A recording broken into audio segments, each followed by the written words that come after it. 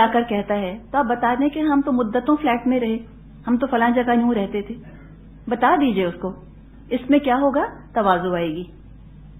اور جو تعریفیں ہو رہی ہیں اس کا بھی ایک طرح سے سد باب ہو جائے گا کہ لوگ سمجھ جائیں گے کہ یہ پیدائشی ایسے نہیں ہیں، ایفرٹ کر کے محنت کر کے سیکھا ہے انہوں نے.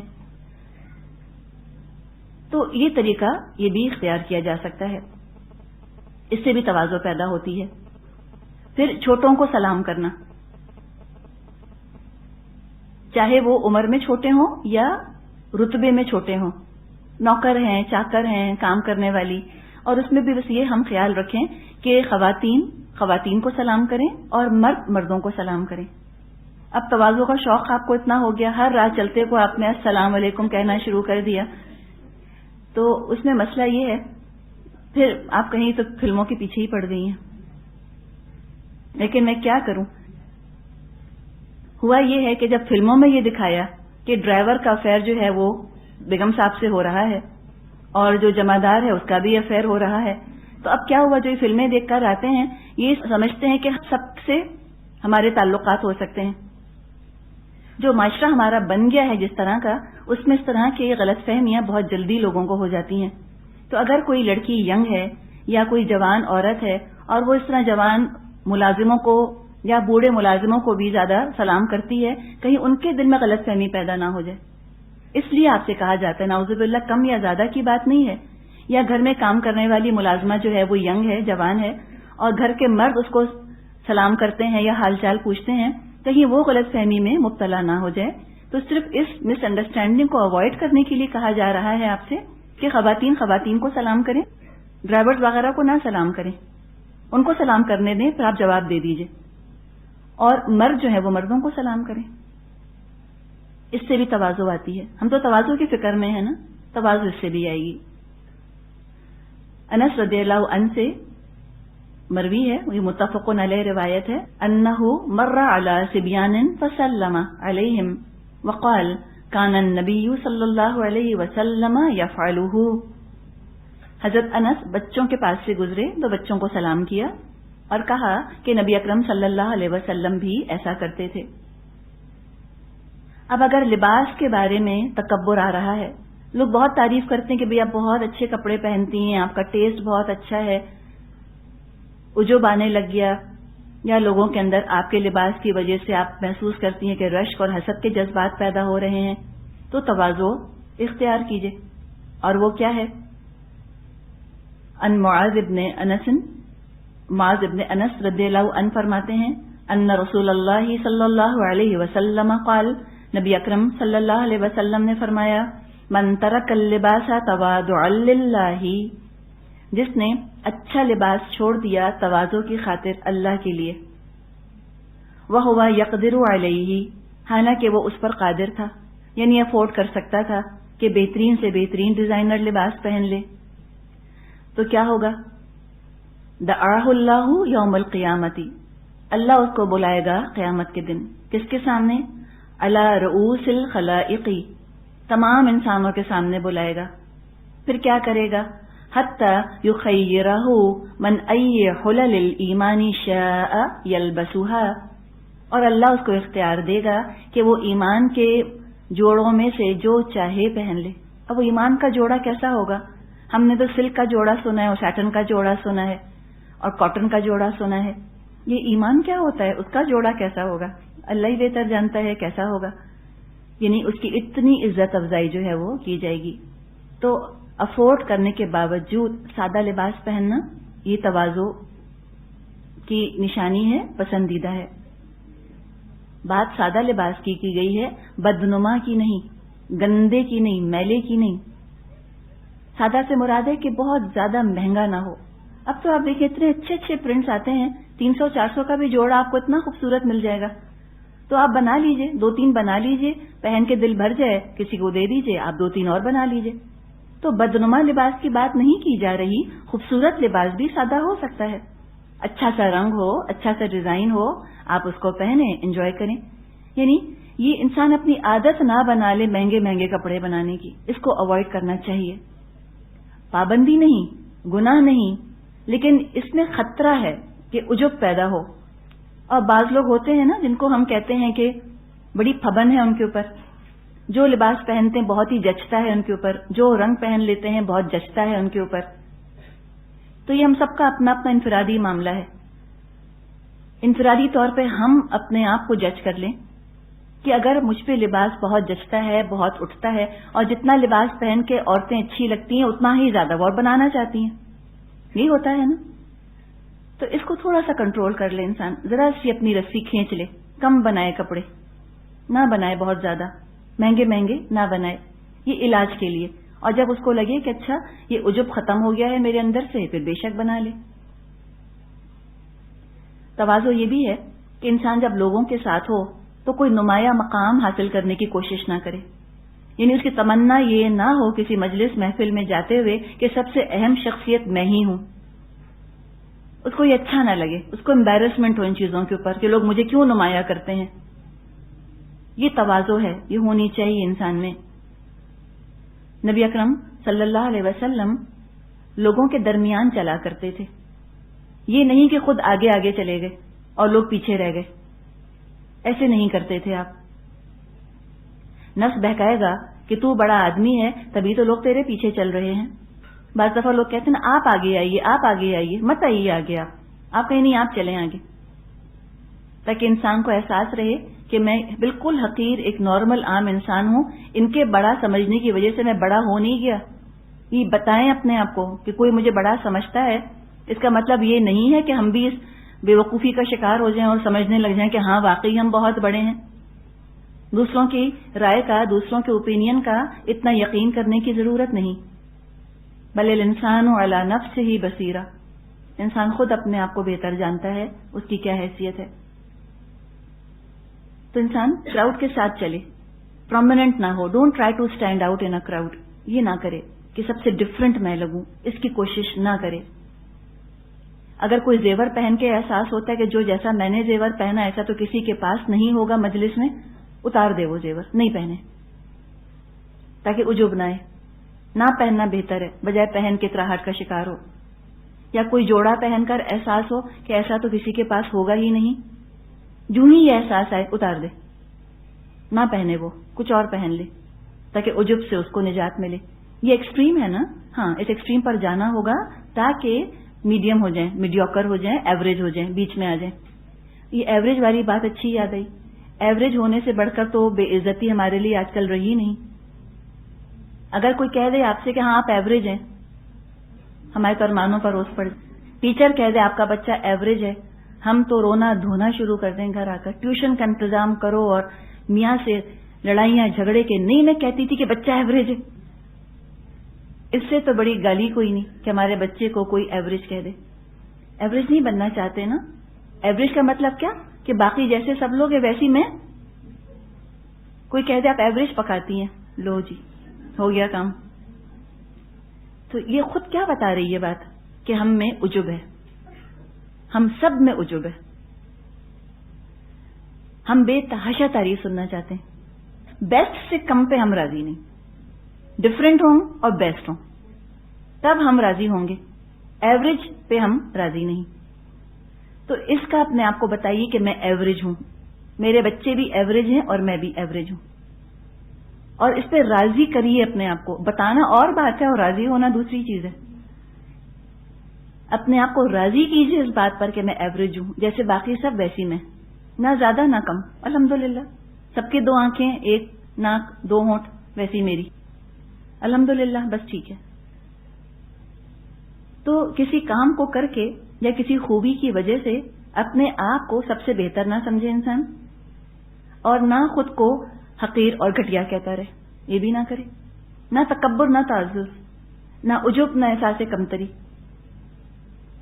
قرآن میں اللہ تعالیٰ نے فرمایا ہے کہ اما بنعمت ربک فحدث، اور جو آپ کے رب نے آپ کو نعمت دی ہے اس کو بیان کیجئے. یہ کہا ہے نبی اکرم صلی اللہ علیہ وسلم سے. تو کیا پتا چلا کہ شکر اور تواضع کو جمع کرنا چاہیے. اللہ نے جو نعمتیں دی ہیں ان کو چھپا چھپا کے نہ رکھے انسان. اگر نعمتیں ہیں دکھائے، اظہار کرے. جیسے کہ نبی اکرم صلی اللہ علیہ وسلم نے فرمایا کہ اللہ کو یہ بات اچھی لگتی ہے کہ اللہ کسی شخص کو نعمت دے تو وہ اس کی نعمت اس پر ظاہر بھی ہو. یعنی کوئی شخص کھاتا پیتا ہے تو لگے شکل سے کھاتا پیتا ہے. اللہ نے پیسہ دیا ہے تو ایسا کپڑا پہنے کہ لگے کہ ہاں کھاتا پیتا ہے، یعنی محتاج نہیں ہے، فقیر نہیں ہے، غریب نہیں ہے. ابھی تو ہم کہہ رہے تھے کہ تواضع اختیار کرنی ہے، اب شکر ادا کریں گے تو وہ عجب نہ بن جائے. تو ہے تو مشکل معاملہ، لیکن احادیث ہماری بہت رہنمائی کرتی ہیں اور قرآن ہماری رہنمائی کرتا ہے. تو نعمت کا ذکر کرنا شکر کے طور پہ کہ لوگ آپ کو محتاج نہ سمجھیں، لوگ بیچارہ نہ سمجھیں، ترس نہ کھائیں، ڈپرائیوڈ نہ سمجھیں، تو انسان ذکر کر دے. کتنی نعمت کا، کون سی نعمت کا کتنا ذکر کرنا ہے یہ انسان خود ہی جج کر سکتا ہے نا، کوئی بتا نہیں سکتا، خود ہی تجربہ کر کے پتا چلے گا. تو شکر اور تواضع کو جمع کرنا ہے. تواضع کا مطلب یہ نہیں کہ اللہ نے جو نعمتیں دی ہیں ان کا ذکر ہی کرنا چھوڑ دے انسان. نبی اکرم صلی اللہ علیہ وسلم نے فرمایا انا سید ولدی آدم ولا فخر، میں بنی آدم کے بیٹوں کا سردار ہوں اور کوئی فخر کی بات نہیں. اللہ نے جو مقام دیا اس کا اقرار، اس کا اظہار، اس کا شکر، اور اللہ نے دیا یہ بات عجب نہیں پیدا ہونے دے گی. اگر کوئی کہتا ہے کہ آپ مجھ کو یہ کام دے دیجئے، میرا حافظہ اچھا ہے، میں یاد کر سکتا ہوں، آپ مجھ کو یہ کام دے دیں یاد کرنے کا، الحمدللہ اللہ نے مجھ کو اچھی میموری دی ہے، یہ تواضع ہے. یہ تواضع ہے، یہ نعمت کا شکر ادا کرنے کے لیے آپ نے نعمت کا اظہار کیا تاکہ لوگوں کو فائدہ پہنچ سکے. اپنی خوبی پہچانے گا تو اس کی ذمہ داری ادا کرے گا انسان، اپنی خوبی نہیں پہچانے گا تو ذمہ داری کو بھی نہیں پہچان پائے گا. اپنی خوبی کی وجہ سے اپنی نظروں میں بلند نہیں ہونا، بس یہ ہے اس کا کہ خیال رکھنے کی ضرورت ہے. اپنی خوبی کو اپنا کمال نہ سمجھے یا اپنی خوبی کو بہت میگنیفائی نہ کرے، جتنی ہے بس اس کو اتنا رکھے. جیسے ہم نے بات کی نا، اگر ایوریج ہے تو ایوریج رکھے. یہ نبی اکرم صلی اللہ علیہ وسلم کو مقام اللہ نے دیا، تمام انسانوں پر فضیلت دی. آپ نے کہا ولا فخر، یہ اللہ کی طرف سے ایک دین ہے، میں فخر نہیں کر رہا، اللہ نے مجھ کو یہ مقام عطا کیا ہے. اپنی نظروں میں خود بلند نہیں ہو جانا خوبی کی وجہ سے. عربی کا ایک محاورہ ہے کہ ایک جلاحہ تھا، کوئی معمولی کام کرنے والا تھا، اس کو ایک دفعہ 2 رکعت نفل پڑھنے کا موقع مل گیا. اس کے بعد وحی کے انتظار میں بیٹھ گیا. سوچا کہ اتنا اعلیٰ عمل کر لیا ہے، اب تو مجھ پر وحی نازل ہونی چاہیے. جیسے ہم قرآن پڑھ کے خوابوں کے انتظار میں بیٹھ جاتے ہیں.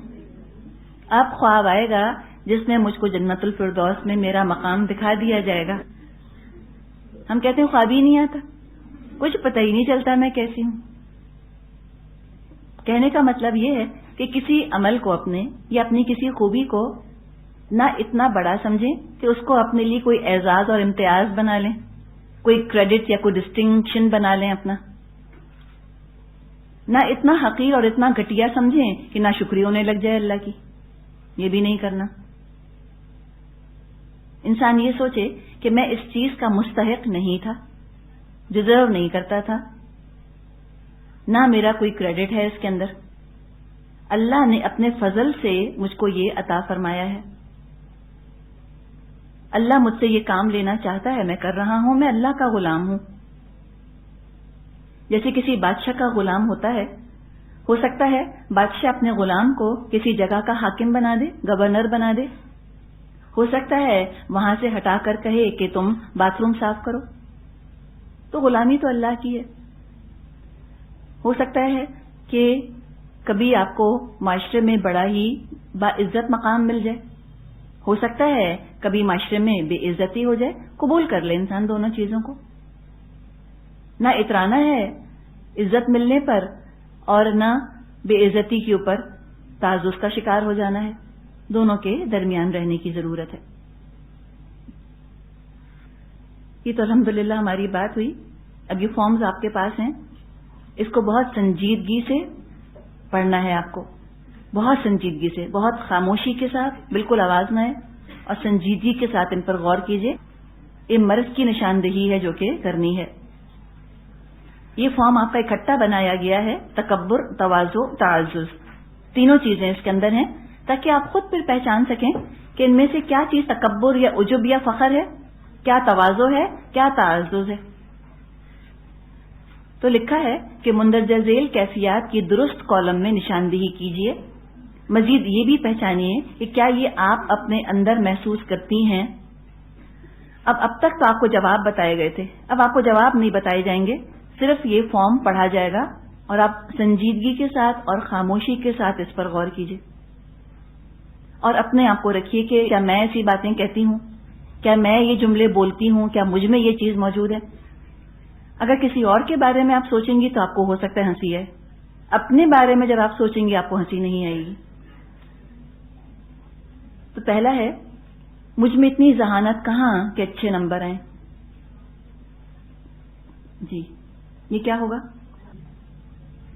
تعزز، میں خوبصورت نہیں ہوں، مجھ کو محبت کرنے والا شوہر نہیں ملے گا۔ اپنے بارے میں ایسے جملے بولنا، میں نے بہترین بچے پالے، شوہر کو بہت ٹھیک کیا ہے میں نے، میری بہو مجھ سے بہت خوش ہے، یعنی کہ میں بہت ہی اچھی ساس بنی ہوں۔ فخر ہوگا، یہ فخر ہوگا نا۔ تکبر تو کیا ہوگا کہ کسی نے اچھے بچے نہیں پالے سوائے میرے، یہ تکبر ہوگا۔ ہم تو اللہ والے ہیں، ہمارا دل دکھا کر کہاں جائیں گے؟ تکبر۔ اس میں امام غزالی رحمۃ اللہ علیہ نے لکھا ہے کہ کچھ لوگ کہتے ہیں کہ ہم جیسے اللہ والوں کا دل دکھایا تو دیکھا کیسے اللہ نے سزا دی۔ تو انہی کے الفاظ آپ کو بتا رہی ہوں۔ وہ کہتے ہیں کہ اس احمق کو یہ بات پتہ نہیں کہ نبی اکرم صلی اللہ علیہ وسلم کا کفار نے کیسا کیسا دل دکھایا تھا، اللہ نے ان میں سے کتنوں کو اسلام کی توفیق دے دی۔ احد میں خالد بن ولید مسلمانوں کی شکست کا سبب بنے تھے، بعد میں اللہ تعالیٰ نے کیسے ان کا دل کھولا۔ تو یہ ہماری کیا حیثیت نبی اکرم صلی اللہ علیہ وسلم کے سامنے کہ ہم اس خوش فہمی کا شکار ہو جائیں کہ اگر کسی نے میرا دل دکھایا تو دیکھا کیسی سزا اس کو ملی۔ نعوذ باللہ، یہ چیز اچھی نہیں ہے، یہ تکبر میں آتی ہے۔ میرے میکے کا رہن سہن ان سے مختلف ہے، ہم تو اپنی برادری کے باہر رشتہ کرنے کا سوچ بھی نہیں سکتے۔ یہ کتنا ہوتا ہے ہمارے ہاں، عام بات ہے، تکبر سمجھتے بھی نہیں اس کو، کہتے ہیں یہ تو ہمارا خاندانی رویہ ہے، یہ تو خاندانی رسم ہے کہ ہم خاندان سے باہر نہیں کرتے۔ اچھا نہیں ہے یہ کہنا۔ عام زندگی میں نیکیاں کرتے کرتے لوگوں کے سامنے گناہ گار ہونے کا پریٹینڈ کرنا، اپنے اندر موجودہ صلاحیتوں کی ذمہ داری محسوس کرنا، لوگوں کی بہت تعریف کرتی ہوں کہیں وہ یہ نہ سمجھیں کہ احساس کمتری میں مبتلا ہوں، یہ کیا بنے گا؟ جی یہ تعزز ہے، لوگوں کی بہت زیادہ ہی تعریفیں کرنا۔ اتنا کیا آپ کسی سے امپریس ہو رہے ہیں؟ ضرورت ہی نہیں۔ لوگوں سے تعریف سن کر خوشی ہوتی ہے، ہاں خوشی تو انسان کو ایک طرح سے ہوتی ہے نا، یہ عجب میں جا سکتا ہے نا، اس خوشی کو بڑھنے نہیں دینا، کنٹرول کرنے کی ضرورت ہے۔ اپنی رائے دیتے ہوئے کتراتی ہوں کہ بے وقوفانہ رائے ہوگی، یہ بڑی خطرناک چیز ہے، یہ تعزز ہے۔ جی میں آپ کی دعوت میں ضرور آتی مگر 5 گاڑیاں گھر پہ نہیں تھیں۔ جی فخر ہے، یہ فخر ہے۔ دوسروں کی تعریف سن کر دل چاہتا ہے کہ میری تعریف ہو،